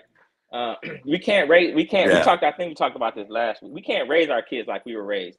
If you think about that for a second, if you go back and see how you were treated as a kid, and every time your parents would tell you that kind of stuff, how it made you feel. You know what I mean? Even though it made you feel like crap, that you like, oh, this is the parent, you can't talk back to them. You literally just pounced on them, making a suggestion. You literally crushed them. That make, because we are their idols. Like everybody outside, like school teachers, all them other people, They kind of look at but they really look at us about everything, right? And if we're not showing them that right example, and we killing whatever it is, what I like to do is, like, if you got a suggestion, if it's something dumb like, oh, let's jump off Mount blah blah blah, we ain't doing that. But if it's something like, hey, we want to go, let's go do something, let's do this, I'm like, cool, let's try it. And if it works, it works. If it doesn't, here's why it don't work. And this sit down and talk about it type deal. You feel what I mean? Right. But don't crush them, and don't try to, please do not try to raise our kid, because me, I got beat, dog. You know what I'm saying? I got my ass whooped. Facts. Mind you, I deserve every single last one of them son bitches now. I ain't gonna lie about that. I did the things that I deserved to do, right? However, how did that make me feel when I watched my grandmother beat the hell out of me? Like, you know what I'm saying? Like, I ain't had no I ain't had no respect for no adults. I'm like, who the fuck are you? Like, unless it was her, you know what I mean? Like, what's the worst you gonna do to me? You know what I mean? Beat me like my grandmother, the person that loved me. Like, you ain't gonna be able to do that shit, because I'm not gonna allow you to get close to me like that. You feel what I mean? So I don't like to cut those. I don't like to cut those lines down to where we say, hey, this is the only way that things can be done. It's not. Everybody, all these kids are completely, and you can't do them all the same. Don't put them all in the same box either, because they all different people. You know what I mean? Different. Yeah. So that, for us, when I got an ass whooping, guess who else got an ass whooping? Everybody. Your brother? Everybody. Everybody? They ain't did shit. They getting ass whoopings too. You know what I mean? Like, everybody got ass. Like who does that? You know what I mean? So for me, like, going through, like no, seriously, man. For me, going through my psychology stuff, you're right. That when you start, like, really learning how the mind works and what all that shit we was going through, bro, we were getting abused, bro. You feel what I mean? Like, I don't want that same thing. So how do you do it? Is you have to let them. You gotta let them explore and do stupid shit. And once they do stupid stuff and they learn from it, just be there to, like I say all the time, put ice on their forehead, because they're gonna learn and do stupid stuff. So let the kids be who they are. And if you don't agree with something, here's why. And then if you want to talk to them, go talk to them. Don't expect them to. They don't even freaking talk to them. They don't even talk to their friends, really. You know what I mean? Like, what friends do they really have? A box and a damn headphone or some shit. You know what I mean? But that's I got just my point. I appreciate that. So I wanted to ask, like, some cold questions.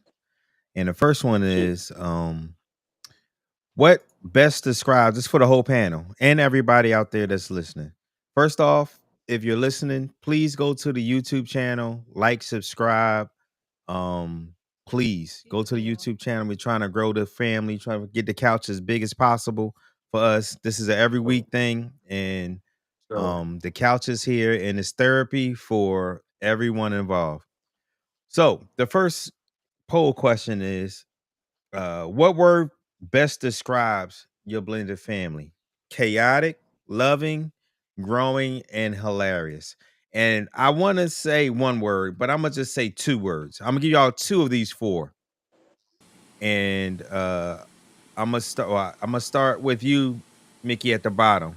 What two words would you describe as your My family? family is hands down chaotic, and Okay. and what was the other one? Hilarious. So yeah, Hilarious.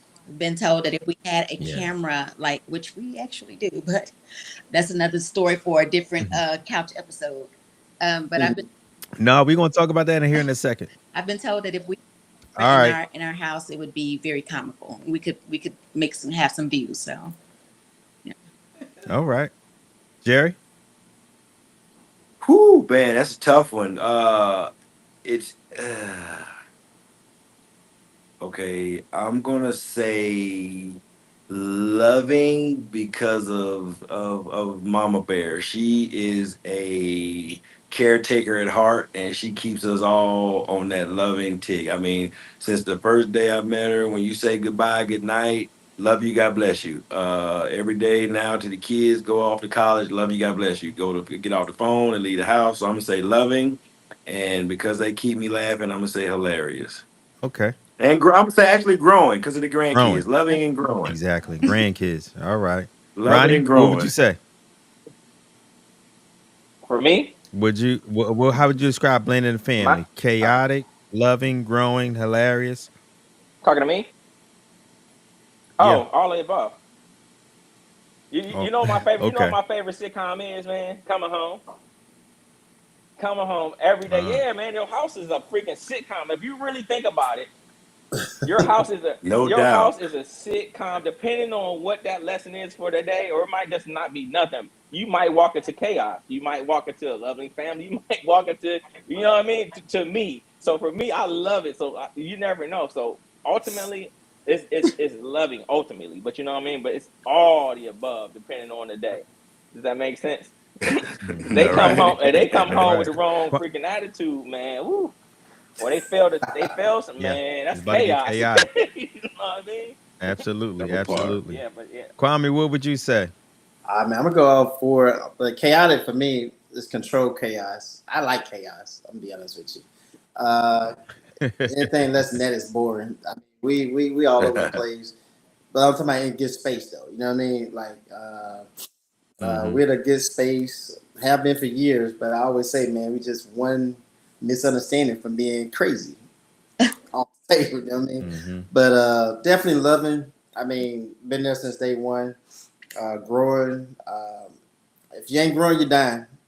At the end of the day, man, if you ain't growing, you're dying. Mm. And you know, I got a lot of line steppers. All my kids are line steppers. You know what I mean? They Yes. from the Habitual line yeah, man, steppers. habitual. Hey, you know it, right? So that keeps us on the edge, but also to my but in good space though. You know what I mean? They want more. They want to do more as a family. So loving, growing, and definitely hilarious, man.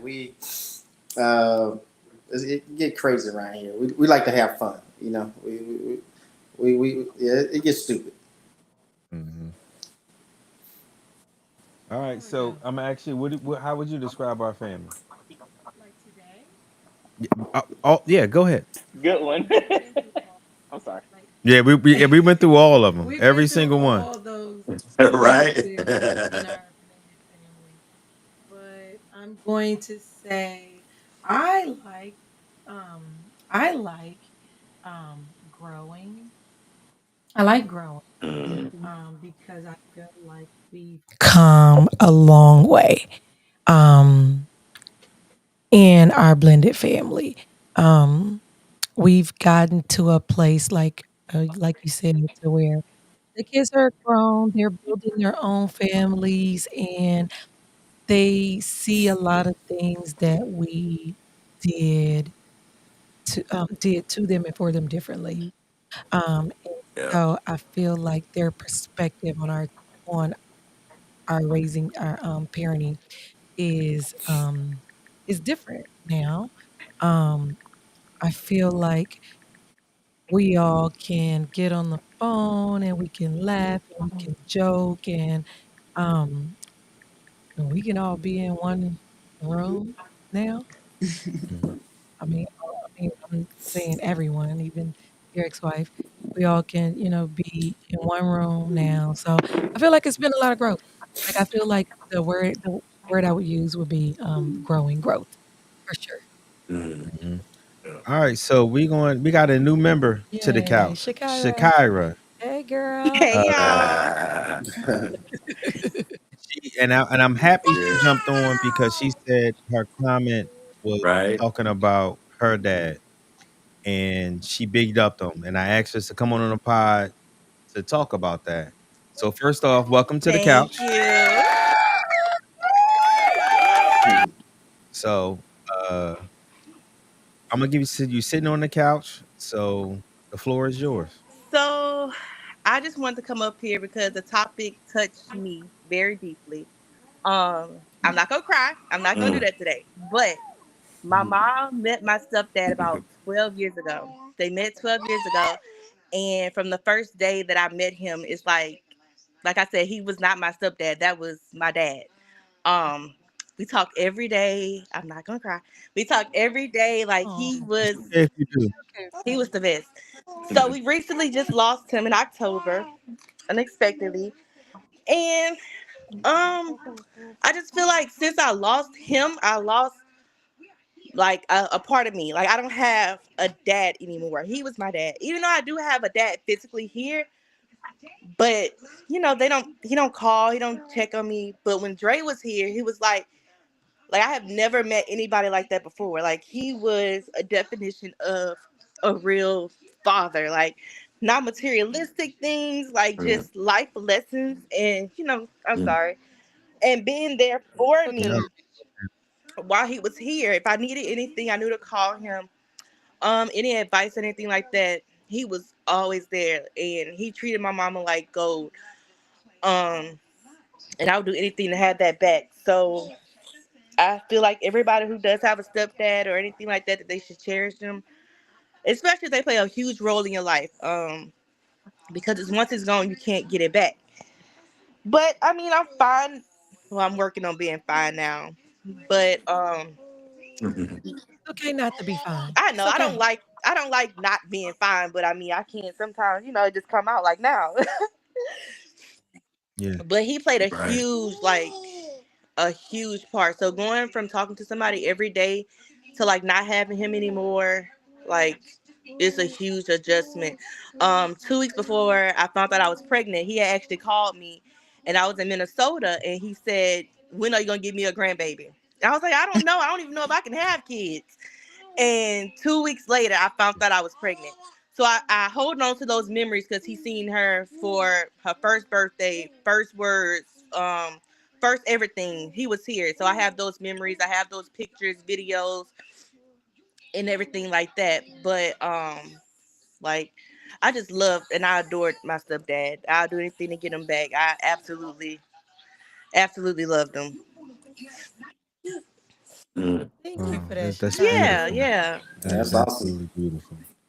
We love We love you you. too. Hey And man, I gotta jump yes, off. we love you. But I want to say real quick, man, Bobby and Candace, man, y'all it's a pretty amazing call tonight. I've never been on one. I know it's tight every week. I do know that. You know what I mean? But hey man, one thing we one thing I want to say, like everybody out here fighting for their family that's on this call. Like at least I've heard nobody jump on the call and say, I'm in a family, but I don't talk to my kids, or I don't deal with my stepkid, or my, I have not heard that tonight at all. So, man, I just applaud everybody that's like, fighting for their family and, because going through the rough patches, because truly, that means a lot, type of stuff that, because I Mhm. definitely know some families, some friends of mine that some tumultuous relationships. You know what I mean? Like it's not even happening. It ain't gonna happen no time soon, so to speak. You know what I mean? So to be on this Mhm. call and hear the testimonies and I guess being vulnerable and sharing your your personal life with that, man, that's huge. So man, thank you for allowing me to jump on, but also man, Ronnie, Jerry, Shakira, I know Kiki just left, Makiba. Hey man, it was a pleasure to be on the call with y'all, and hope to be back next week if I can. But man, I just want to say that before I leave. But man, that's pretty awesome, Bob. Pretty awesome, man. Likewise, Thank you, brother. Yeah. Kwame. We Thank you. appreciate Likewise. you for Thank being you. Yeah. on. And Kwame, Yes, before you sir. Yes, go, sir. I just want to say, I told you this from you months back when I seen a picture of your ex-wife and all your kids and your family, and I said dope ass pitch because I know what it takes to get there, and your Mm. family is there, and the reward that you have with your family now is endless. So I commend you. I commend your wife. I commend your ex-wife. I commend all your kids to get to where y'all are today for this payoff. Hey man, I say I don't. I want to give myself a little credit, but to be honest with you, I really think it's the two why. I mean, why? I mean, to be honest with you, man, women rule the world, bro.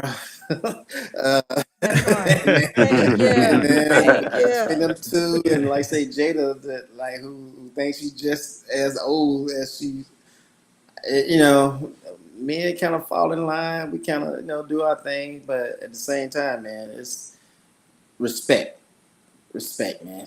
Hmm. Respect is Absolutely. huge, man. Respect. That's Absolutely. the only way I think respect and love, but respect is huge, man. That's where it come from.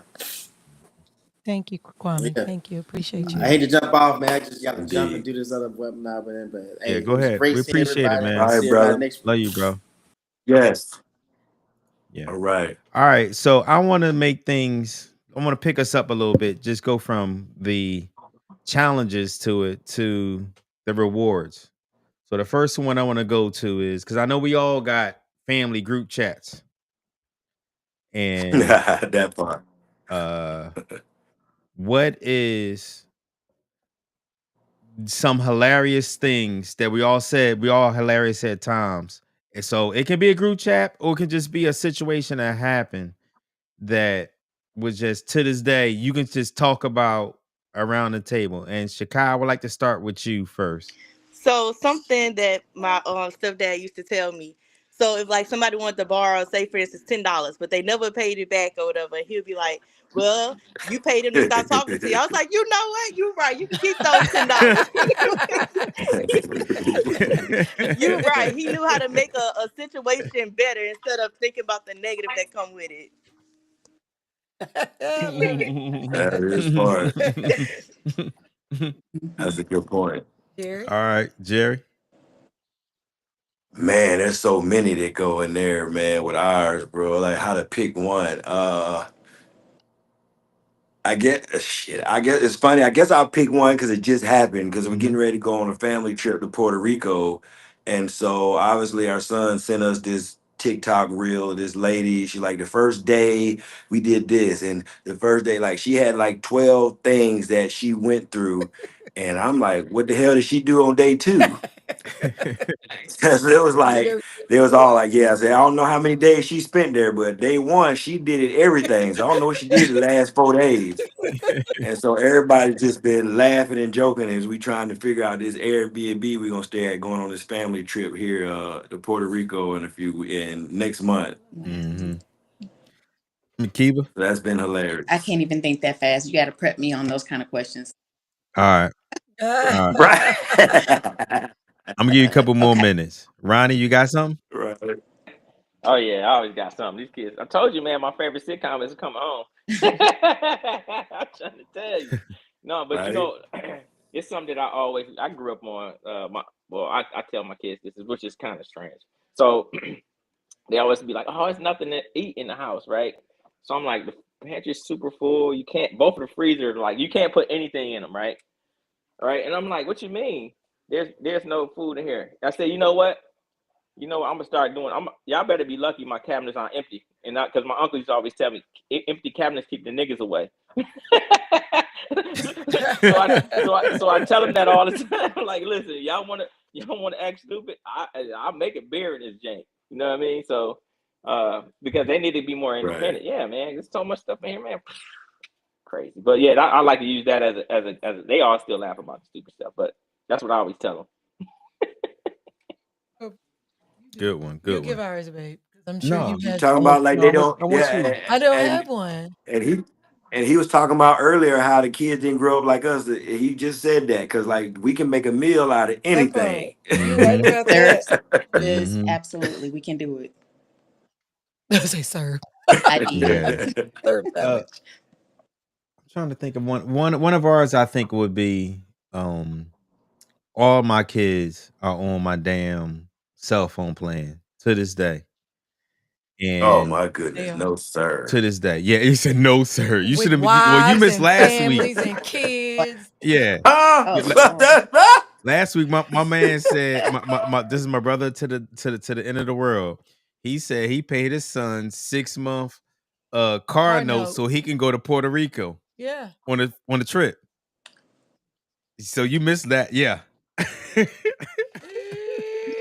So anyway, all my kids are on my Cell phone. cell phone Oh my plan. gosh. And they all supposed to send me $50 a month. So they're on it, but they grown. They supposed to send me $50 a month. And They don't.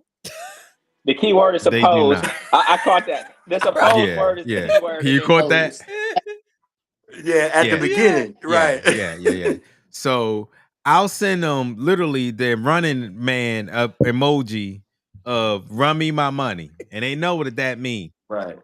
And then they'll, of Right. course, they all in the military. So they're like, well, you asking me on the 7th. I don't get paid to get it to the 15th. First to the 15th. Yeah. Like, that's not my problem. Like, all right, I'm gonna do it Now this you need month. to send him that new. You need to send him that new Marvin Sapp meme. We locking the doors. They like, when I see you, when I show you this, that means run me my money. Once you send them that, Yes. do they actually start paying? Sometimes. Yeah, we're still at the still working sometimes on it. phase. Yeah, they working on it. And they all got excuse. They all got a different excuse. They I all got a baby. different excuse. I got a wife. I'm trying to move. I'm an E3. All of this I bullshit. don't make no money. Everybody got an excuse. They all do. One of them tried to tell me in Spanish, habla español, habla English. No English. Yeah, he'll be back. Yeah. No. And next thing I sent him was In Spanish. Pay your bill or it's about to be cut off. He sent his money.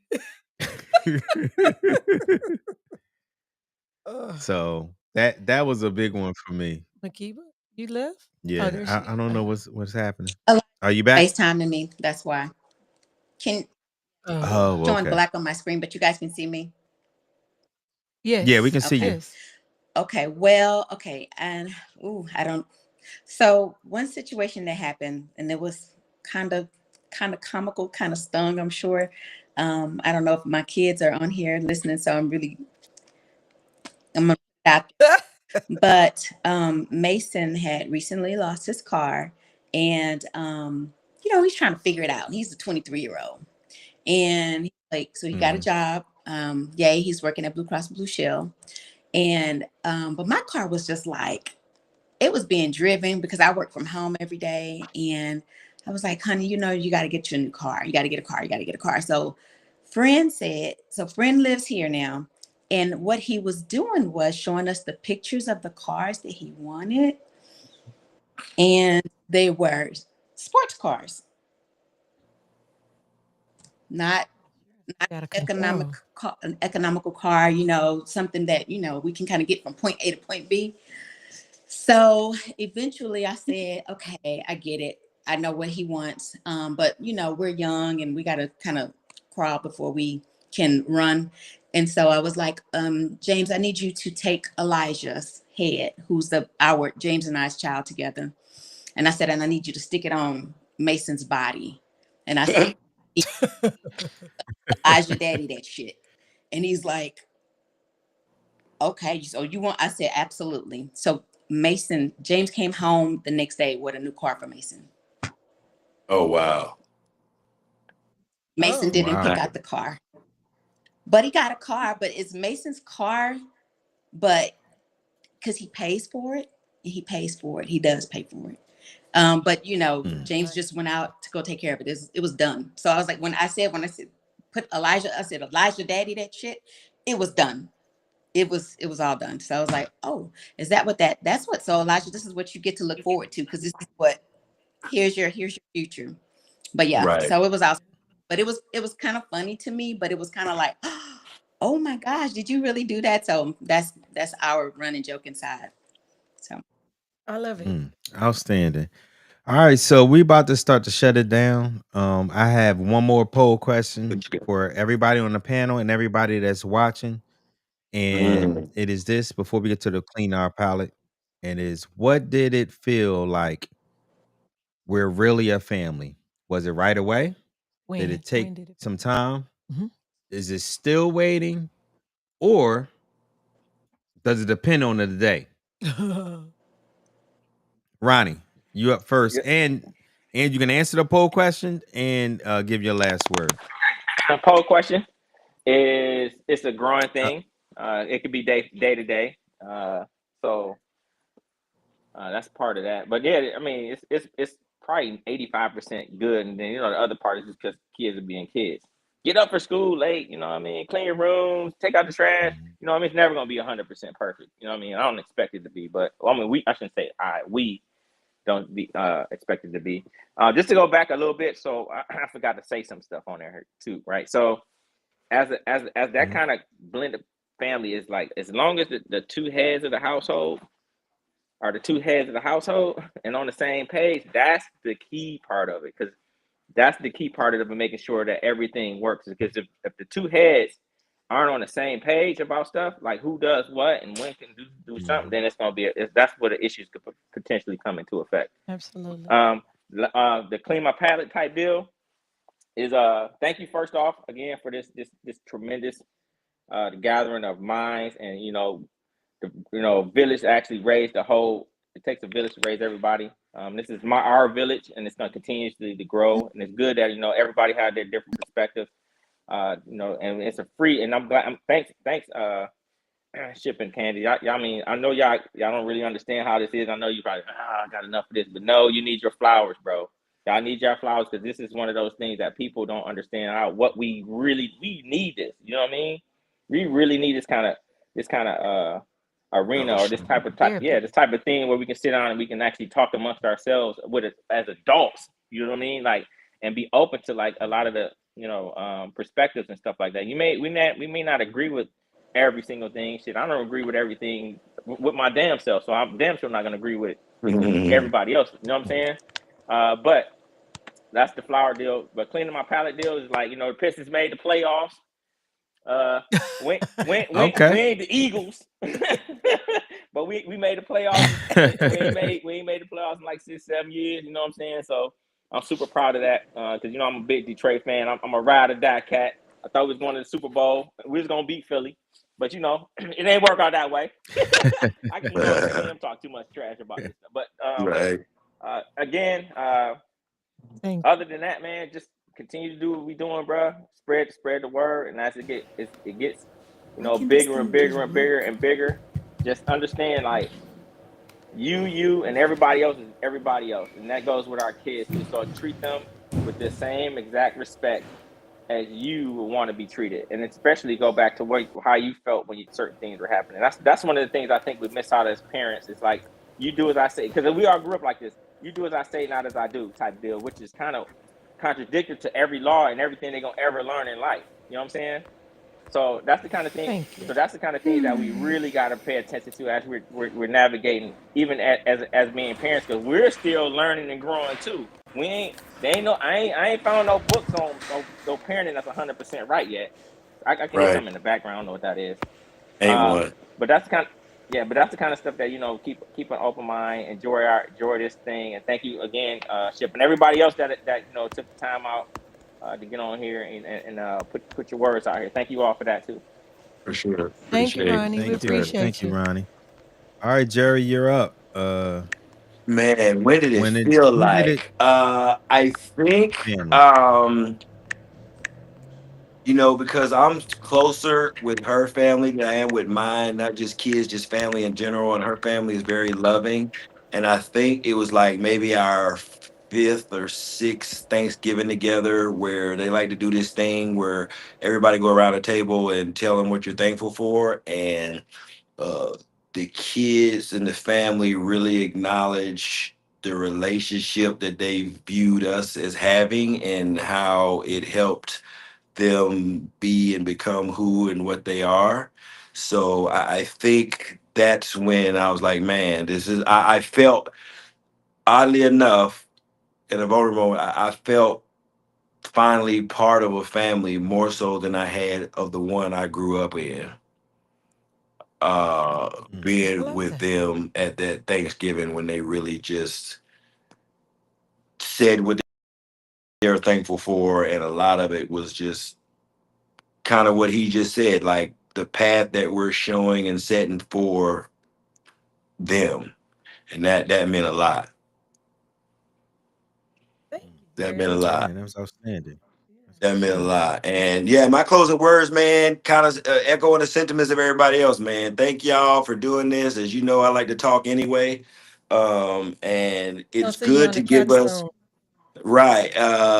It's good to have this arena to fellowship, because we're so busy. Life gets so hectic and we can't always get together when we want to and see each other. And, sometimes you just got to take a step back, smell the roses, and, give your friends a text or a call, because, like us, we can pick up tomorrow. Like we ain't seen each other in 6 months. Like we was just saw each other yesterday. So this type of environment allows us to get a good outlet and still connect. So again, good conversation and being able to really talk about some things that matter.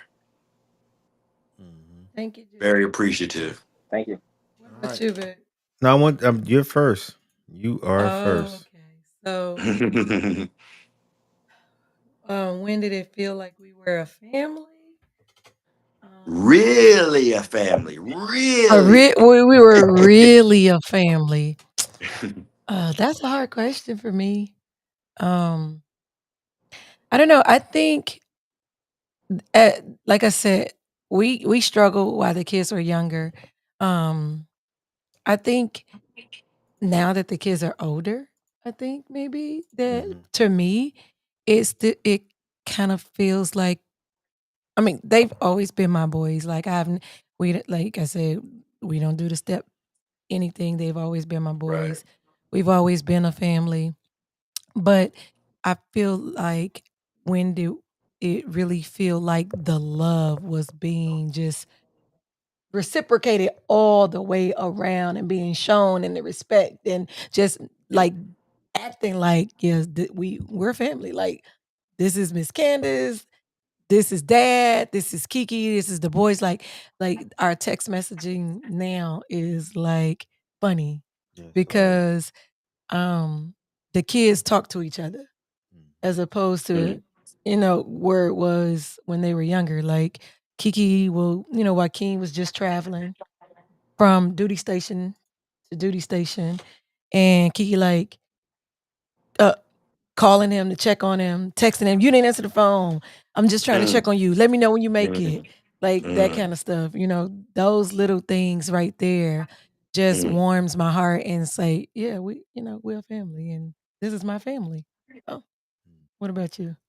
All right, for me, I think the first time I truly felt like we was a family was our trip to Orlando to go to Disney and Universal. You okay? Because we had spring break off, and you called me on the mid. You was like, "We need to do something," Oh yeah, and then I was like, that was "Let me fun. see what these Marriott points do." The I'm- Joaquin store, Joaquinin. uh-huh. Man, what? So I rented a car and we drove from Dallas to Orlando, which is a Mhm, 2 day trip. Wow. mhm. Yeah. Right. It was like last And minute, it like was last minute. Like the literally, night I got off before. work. Yeah, I got off work on Friday morning and we left Friday afternoon. Yeah. Wow. And we got there sometime Saturday. We started Sunday and we stayed until the following Friday or Saturday. Yeah, I think Mhm, it was Friday. mhm, Because then we went to Jacksonville to go mhm, see Hans. mhm. And that was the first time for me, like all our problems we left behind. I'd agree with that. Mm, And we needed to recoup, I guess. A spring break. We needed that. Yeah. And the kids had a great time. We laughing, we singing, we did karaoke on the way. It was like there was no problems because we on our way to Disney. Mhm. right. And I would second what you would say is now is just a payoff. Yeah. And throughout there, we was all family, but now Mm, it's a whole different level Mhm, because they all treat each other like true brothers and sisters. mhm. And I'm gonna even mm, say cousins, you know. right. Um, and that's gonna be my clean my palate today. But uh everybody there is no step. There is no blood, this, that, and the biological, this and the other. It is just family. And that goes from, like I said, cousins to in our household. Mhm. Mm, Um, so with that being said, I thank everybody again for joining yes, the sir. pod. I really appreciate it. Yes, And sir. we're gonna go to cleaning our palate. Jerry, this is your first time sitting on the couch and sitting on it to the end. So after That's every right. episode, I like to clean our palate with something that's going on positive in the community. And what I mean by that is It could be a promotion at work. It can be Graduation. graduations. It could be a scholarship. It could be anything. Anything positive. Anything positive that's going on with your family or your friends that can help us clean our palate after our Yeah, discussion, because our discussion will be emotional. for sure. And Oh so man. today's no, I solicit and then I just pick it for the day. Yeah. So Okay. so Okay. yeah. So if you have any, please send it in. Gotcha. Please send it in. So today I don't have a picture of him, but I want to big up my nephew Terrio. Uh First I'm gonna say again, anybody's in the community, anything going on, please send them to me. I ask everybody, For please send sure. in your palette, something to clean it up, cleanse our palette. But Okay. today I want to big up my nephew Terrio. I don't have a good picture of him, so I can pick a good one. So I just said I'm not. Don't show one. Yeah, Okay. yeah, I'm not. So Terrio grew up in Oak Cliff, South Oak Cliff. and he went to Barack Obama Okay. Academy Nice. in high school in Dallas, which was an all prep school where all boys, they had to wear suit and tie every day in school, Mm, in high school. Yeah. mm. Barack Obama Academy. Look it up for anybody that's in Dallas. It's an excellent place for your son, grandson, nephew to go. And so he graduated from there, went to TCU, Mm, um, wound up becoming vice president of the student council student body council at TCU, and he graduated with a mathematics degree. And his um ambition, what he wanted to be, is a teacher. So now he teach at Lincoln High School. I think it's It's Lincoln or Yeah, I believe it's Pinkston. It's Lincoln. one of Lincoln those. High in School Dallas. in Yeah. Dallas. In Dallas. He want to And teach his inner city kids. he Okay, wants to Dallas teach inner Lincoln. city Yeah. kids. Yeah. So he is 25, Five. going on 26. And a couple of months ago, he was teacher of the year at Mm, 25 years old, teaching algebra in the inner city. mm. That's dope. Well, And he so relating to them kids. He relating to them yeah, he kids. Yeah. is. Getting through And they to are his kids. And he them. loves them dearly. He They're truly his do. He life. He truly go to do. the sporting And events and everything.